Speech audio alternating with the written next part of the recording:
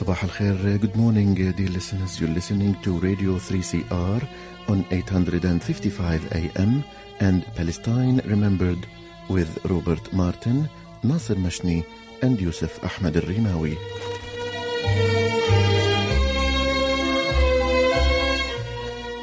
Palestine Remembered is Australia's only English language radio program that is totally dedicated to Palestine. We'd like to welcome those listening on 855 and those that will join us on podcast at 3cr.org.au.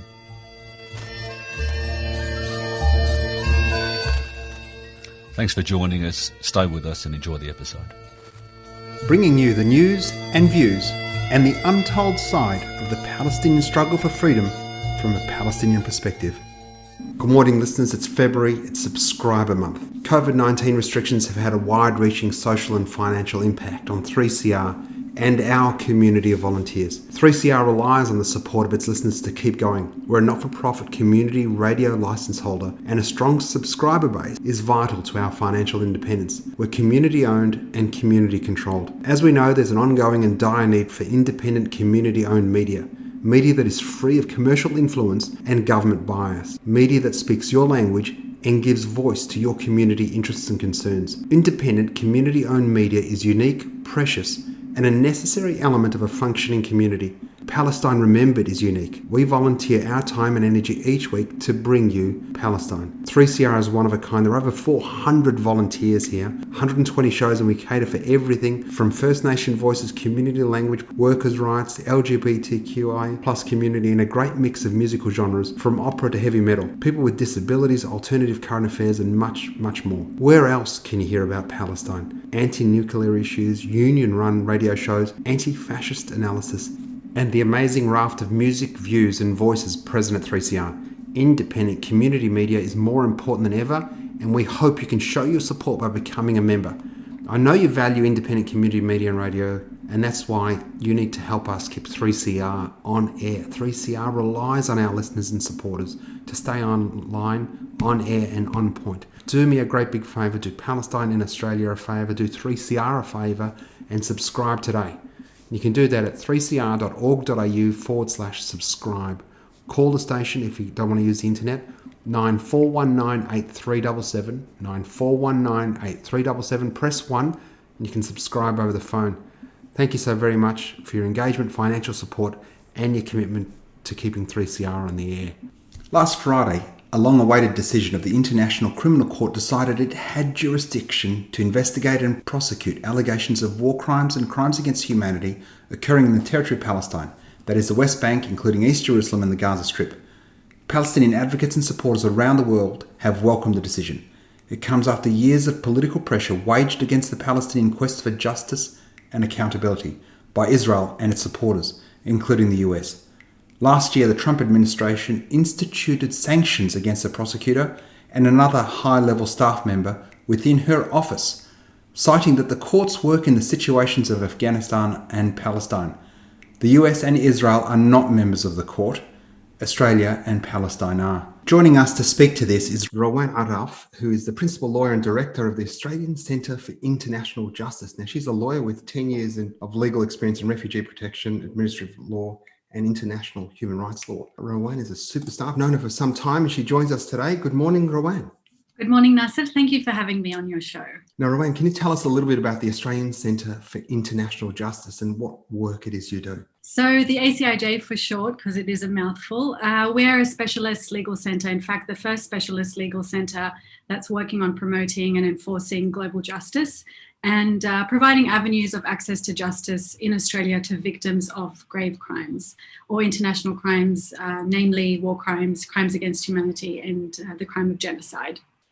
And our primary role is really to develop Australia's ability to conduct investigations and prosecutions of these crimes under the principle of universal jurisdiction. But we also want to make sure that Australia's conduct is consistent with international human rights law and international humanitarian law. And to that end, we work with organisations abroad and here to progress that agenda. And for example, your listeners might have heard about our role in trying to advance Afghan victims' rights. That's the victims of allegations of Australian Special Forces war crimes in Afghanistan, which of course in the next couple of years will be seeing a lot of action on that, and hopefully we'll be pushing and providing legal support to victims and their families in those cases.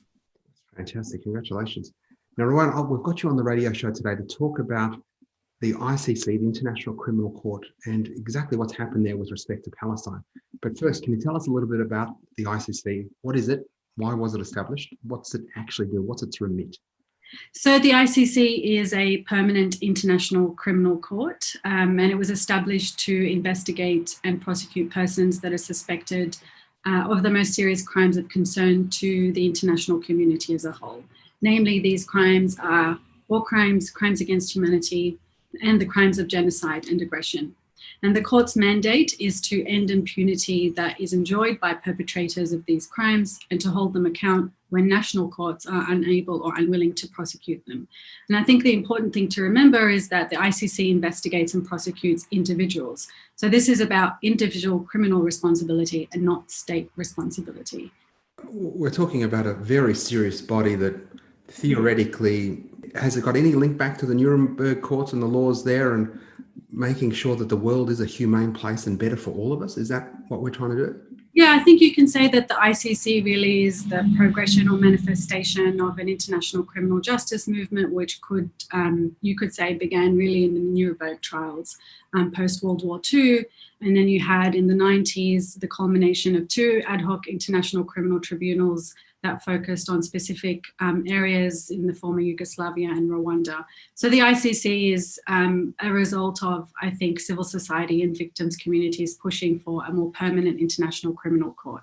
There are 123 states parties, so this is, I guess you could call an opt-in membership. Not all of the states that you could say where there are serious crimes around the world at the moment, not all of them are parties to the ICC. So there's still a long way to go in terms of universal ratification of the Rome Statute, which gave birth really to the ICC. Just for your listeners to understand how it works, because you do have an Office of the Prosecutor, one of the four main organs of the court. And the role of this office is really it's responsible for investigating and prosecuting those suspected of committing Rome Statute crimes. The current prosecutor is Fatul Bensouda, and her term is actually coming up this year. In June, she will vacate her office, and we will actually know who the new prosecutor of the ICC is, I think Saturday morning Australian time. So a lot of observers of international justice are really eager to see who will come out as the new prosecutor. And the Office of the Prosecutor really, it conducts the examinations and criminal investigations, and it operates very similarly to a public prosecutor in our legal system. So they do the investigation and the prosecution as well. So we're actually speaking about the ICC today, specifically because there's been a recent announcement with respect to Palestine. What did the Palestinians ask for? Yeah, so the announcement really, you could say it's a landmark decision because after decades of struggle and many years waiting in the preliminary examination phase, the pre-trial chamber of the International Criminal Court came out to say that the Office of the Prosecutor can exercise its jurisdiction in the territory of Palestine, and it confirmed the Office of the Prosecutor's view, which is the territory comprises the West Bank, including East Jerusalem, and the Gaza Strip. So any Rome Statute crimes occurring within that territory is able to be investigated and prosecuted by the International Criminal Court. So it conferred another layer of legitimacy with respect to the Palestinian desire for self-determination and statehood. That's right, and that was a very important part of the decision. You could say, it's another court, an international court that is confirming the right of the Palestinian people to self-determination. I think I should just say right here about the issue of jurisdiction and when the ICC can act. So when a state becomes a party to the Rome Statute, by doing that, it agrees to submit itself to the jurisdiction of the ICC with respect to the Rome Statute crimes. The court itself can exercise its jurisdiction in situations where the alleged perpetrator is a national of a state party, or where the crime occurred in the territory of those state parties. So, for example, in Palestine. Also, a state not party to this statute can decide to accept the jurisdiction of the ICC. And finally, the Security Council can also refer situations to the Office of the Prosecutor, and we see that in the situations of Libya and the Sudan. Israel asked its friends before the ICC determined that they did have jurisdiction. Israel asked its friends, colonial countries like itself, like Australia and Canada, the United States, submit responses. Australia took up Israel's call to say that there was no jurisdiction because Palestine was a state.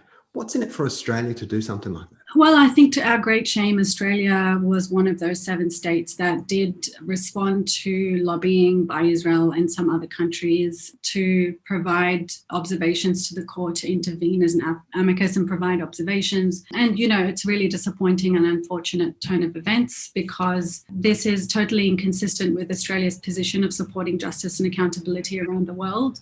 And it also reflects, I think, a double standard on Australia and those countries where, there is justice for some people and not for others. So clearly Australia doesn't support equal access to justice, doesn't support the right of Palestinians to access justice and accountability. I think it's important also to, contrast some of the statements that Australia has made. And so the statement from Marise Payne on Saturday in relation to the decision was, I think, really dangerous in a way because it undermines the court's independence. This is an international court, and here you have a minister suggesting that, yes, of course, it has deep concerns, and that's fine. The Australian government can disagree with whether or not Palestine is a state or whether it engages with it in some way. But I guess to suggest in the way that Marise Payne's, the foreign minister's statement suggested, which, quote unquote, the ICC should not exercise jurisdiction in this matter, I think that's a dangerous statement, and I think it undermines, like I said, the independence of the court. You certainly wouldn't expect statements like that in relation to decisions from Australian courts. I think that would have a lot of people worried about the kind of pressure on a court, on judges, that such a statement can have. So I think this is a really dangerous remark, and obviously we would say that Australia should be supporting investigations of grave crimes at the International Criminal Court. I had a look at the statement that Australia produced or provided at the Assembly of States Parties in 2019, and very similar sentiments in many other statements in years prior. The Assembly of States Parties really kind of runs as the governing assembly of the ICC, and it's an opportunity for states to reaffirm support for the court, etc. And so nation states or member states to the ICC provide these important statements. And Australia's statement contained the following, and I'll quote, "History has demonstrated time and again that without accountability, there can be no lasting peace and sustainable peace. Victims are calling consistently for justice as an essential component of viable political outcomes and reconciliation." So this was in December 2019, and a couple of weeks after that, so this was the Assembly of States Parties statements, and when the Office of the Prosecutor in December 2019 saw a ruling from the pretrial chamber about the Palestine's membership and to request a confirmation of territory, a statement from DFAT on Australia's intervening. So when Australia decided to intervene and request that its observations be provided to the court, there was a statement from the media from DFAT to the media, and I quote the following: "We consider that the question of territory and borders can be resolved only through direct negotiations between Israel and Palestinians. This is the only way to ensure a durable and resilient peace." So you can see in this quote here that it's a complete contrast and distinction to the statement provided at the ASP more generally. So it seems here that what Australia is saying is that the Palestinians don't deserve recourse to justice and accountability to ensure peace, that they should just not pursue this course. Only other victims can have justice and accountability, that without accountability, there can be no lasting peace and sustainable peace. Obviously, Australia doesn't extend that value to Palestinians. And that's the really unfortunate and disappointing thing about all of this exercise, is that Australia has really shown its double standards, that it doesn't have an independent foreign policy, that it doesn't pursue avenues for access and justice, for access to justice and accountability equally to all people. It is really really sad as Australians for us to be governed and ruled by a government that says, we don't think it's a state. So even though crimes might have been committed there, don't look over there, you're not allowed, you shouldn't look over there because there's no jurisdiction. I mean, the absurdity and the inhumanity of the statement beggars belief. Rawan, what's the reaction been from the Palestinians? So I think it's important here for us to note that Palestinian activists, lawyers, human rights defenders, victims communities themselves, they are the ones that had led this push. They are the ones that are responsible for this landmark decisions. And of course, it's going to be a long road ahead, and they recognize that. So I think for us as the ACIJ, we're really here to support and amplify our sister and brother organizations in the West Bank and in the Gaza Strip, many of whom I know personally. And I had a good chance to meet them again in 2019 when I represented the ACIJ at the Assembly of States Party. Civil society organizations are a big part of the Assembly of States Parties, at least in side events, etc. So they are really fascinating and amazing individuals who work under extreme pressure, obviously of the daily violence of the occupation, but also of external pressure from Israel and its allies abroad in terms of trying to obstruct these avenues to justice. You know, this has been a campaign that's been waged by Israel and supporters to deny Palestinians access to avenues and bodies abroad, where, you know, Palestinians believe that this is their only way to seek accountability and have Israel account for its ongoing violations of international human rights and international humanitarian law. I should state, Nasser, if you want me to talk about what are the possible allegations of crimes that could be investigated by the Office of the Prosecutor and eventually, hopefully, also prosecuted at the ICC. As a result of her conclusion in 2019 of the preliminary examination, Fatou Bensouda's stated that after a thorough, independent and objective assessment of all reliable information, that there are reasonable grounds to believe that war crimes have been and are being committed in the West Bank, including in East Jerusalem and the Gaza Strip, by members of the IDF, Hamas and other Palestinian armed groups, and members of the Israeli authorities. So she, as part of her assessment, the prosecutor highlighted the following allegations. You can group them into 5 groups for now. The following allegations of the commissions of war crimes and crimes against humanity. The first is Israel's economic blockade of the Gaza Strip, which Israel has imposed, you might know, Nasser, obviously, since 2007, and it's fortified by land, air, and sea, and has had a devastating humanitarian impact on the people of Gaza. Also, Israel's conduct of the war in Gaza during the summer of 2014, what's known as Operation Protective Edge, that resulted in the death of 2,100 people and injured, obviously, tens of thousands more, destroyed property, etc. Also, the Israeli colonial settlement enterprise in East Jerusalem and the West Bank. And I think it's important to break down here for your listeners what this enterprise really means and the effects of the settlement enterprise on the Palestinian people. Devastating impact on the livelihood and freedoms of the Palestinians, which include this land confiscation, settler violence, confiscation of natural resources, home demolitions, forced evictions and displacement. The settlements also cause economic deprivation and extreme poverty. They impact on freedom of movement, and that's because of the result of the network of bypass roads, checkpoints, and gates. They contribute to food and water insecurity. That's related, obviously, to denial of access to crop areas and farmland. And, of course, the annexation wall, which also impacts in terms of severing landowners and ties from their farmlands and crops. The other grouping of crimes that could be investigated by the ICC include the lethal shootings by the Israeli military of Palestinian demonstrators in Gaza from 2018, what's known as the Great March of Return, where they were demanding an end to the blockade and the right of return for Palestinian refugees. These protests resulted in the killing of at least 300 people, including nearly 50 children, by live ammunition, by IDF snipers.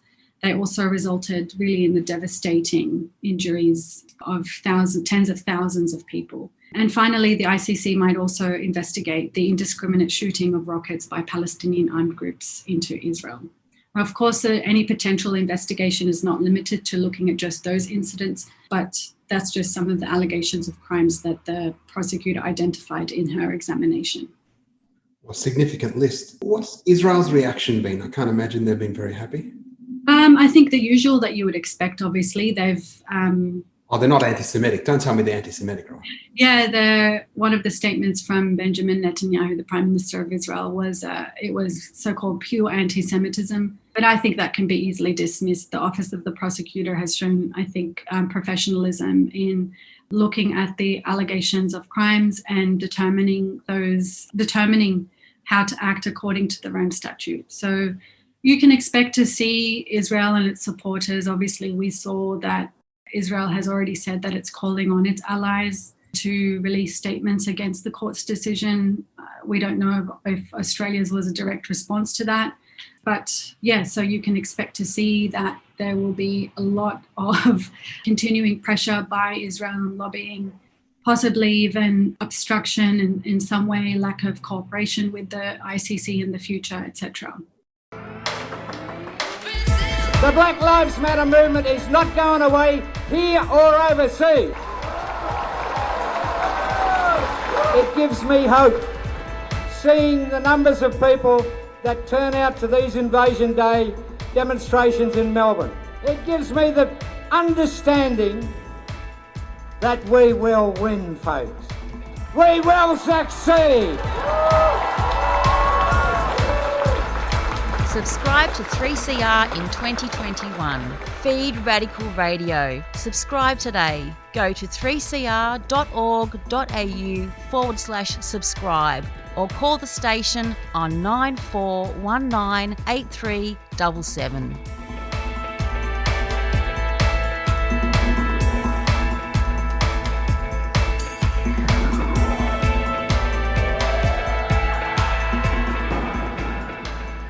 One of the realities is that the Palestinians asked the ICC to come in 2009, and the ICC said Palestine wasn't a state. In 2015, the United Nations General Assembly recognised Palestine as a state, and Palestine acceded to the Rome Statute. Thus, the ICC should have been immediately applicable to us. Here we are as Palestinians, and we are subject to the same investigation. As you mentioned, those 5 different categories. One of them was Palestinian armed groups, Hamas, etc. It's absurd that we're having to celebrate this, isn't it? Look, I think, what I've heard from Palestinian civil society organizations and groups around the world is that, there's part of it is a celebration because it is a landmark decision, and it's one way where Israel and its leaders can finally face some sort of accountability, because all other avenues are completely blocked. This situation, as you know, is marked by chronic impunity. And so this is, I think, just one way to ameliorate that. I've seen some critical perspectives from really established and great Palestinian intellectuals like Noura Erika. So I think, I would encourage your listeners to also read into some of those views about what it means for the Palestinian cause more broadly. But from our perspective as a civil society organization that is supporting civil society organizations in Palestine, I think we could say that this is a really important decision, and recognizing, of course, that it doesn't stop there, that the road ahead is going to be quite arduous and filled with many more challenges and a lot of political pressure. And so I think they're prepared for that, but we should support Palestinian groups in their fight to access justice equally. Fantastic, Rawan. And we've only got a few minutes left. Tell us a little bit more about how our listeners might support the Australian Centre for International Justice. Thank you. That's very kind. We are a very young organisation, just over 2 years old, and rely really heavily on the support of individuals all around the country. So we would greatly appreciate financial support. You can donate online to our organisation, and it is tax deductible. So you're welcome to go online and support us at acij.org.au.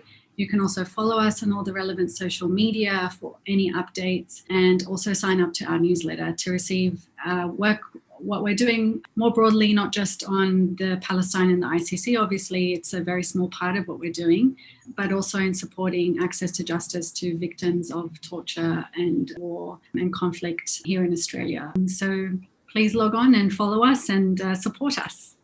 So that's A for Australia, C for Centre, I for International, J for Justice, acij.org.au. I'll put a link in the podcast. Rawan, do you want to speak to Maurice Payne? She was on the radio recently talking about Myanmar.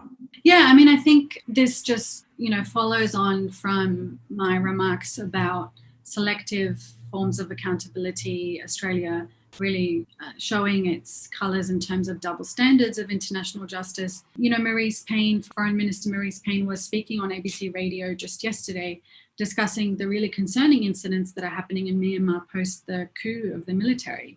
And she seemed to describe with real concern, and I would agree with her completely, the potential of violence against protesters and the use of water cannons, for example, that had just started to be displayed in the streets of Myanmar. But of course, this is also very similar to what Palestinians have experienced in demonstrations for decades. And of course, in the most recent manifestation of violence against Palestinian demonstrators that we saw in Gaza in the Great March of Return. Tear gas was used, obviously live ammunition, and you don't see those sorts of statements of empathy from the Australian government in relation to Palestine. In fact, what I've said is that this Australian government and successive governments in the past, even Labor-led, from Prime Minister Julia Gillard's government, have been consistently hostile to Palestinian human rights in the international fora, whether that's at the UN General Assembly or the Human Rights Council, and of course this intervention at the ICC. Australia's position vis-a-vis Palestinian human rights has been really shameful, inconsistent with its position on human rights globally. So I think you see here this manifestation, this double standard, which is not acceptable. And I think that Australian people wouldn't support this view. My feeling and my understanding is that the Australian people support the Palestinian human rights struggle and the Palestinian struggle for equal access to justice and accountability, and would be ashamed by the position of the Australian government at the international fora, and especially at the ICC, to block an investigation into allegations of really serious, grave crimes. Thanks so much, Rawan, from the Australian Centre for International Justice. The media in this country, we as Indigenous people know, have censored our right of telling the truth, and the truth is what this country is most fearful of, in particular Indigenous truths. Until history is told by the vanquished lens, which is our people telling our story our way, and have the right to be able to incorporate that into a system of learning, well, people are always going to be denied that truth by deceit and lies. When you look at the type of psychological warfare and spiritual warfare that Aboriginal people are caught in, it's not just in the sense of military when they talk about weapons of mass destruction, but you're right, it's in terms of the media, and the industry of media is a warfare against our people, and so is religion, I believe, in the Western sense. They're all weapons of mass destruction against our people. We need to keep radical voices on air. Subscribe now. Go to 3cr.org.au/subscribe or call the station on 9419 8377.